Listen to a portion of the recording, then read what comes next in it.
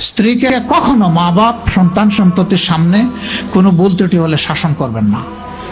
একা নিয়ে বুকে জড়িয়ে ধরে তার সমস্ত নেক কাজের স্বীকৃতি দিয়ে তারপরে বলবো যে এরকম একটা বিষয় আমি দুঃখ পাই নাই, তবে আমি চাই যে এটা তুমি কারেকশন করে নাও এবং আমি আল্লাহর দরবারে তোমার জন্য দোয়া করব। মাথায় হাত রেখে একটু দোয়া করে দেন। এর চাইতে বড় আর কোনো শাসন হয় না।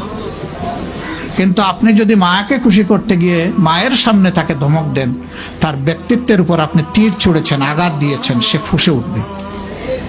সে বলবে সব উজাড় করে তোমার এই সংসারে দিলাম, আজকে তুমিই না আমাকে এইভাবে বেইজ্জত করলে।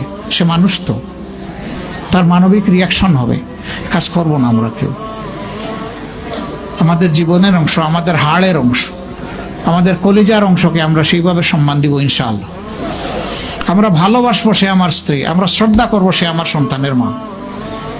স্ত্রী হিসাবে ভালোবাসা পাবে, মায়ের জাতি হিসাবে সুসম্মান পাবে। এই দুইটা ব্যালেন্স করে যদি আমরা চলি, গড় হবে জান্নাতের টুকরা ইনশাআল্লাহ।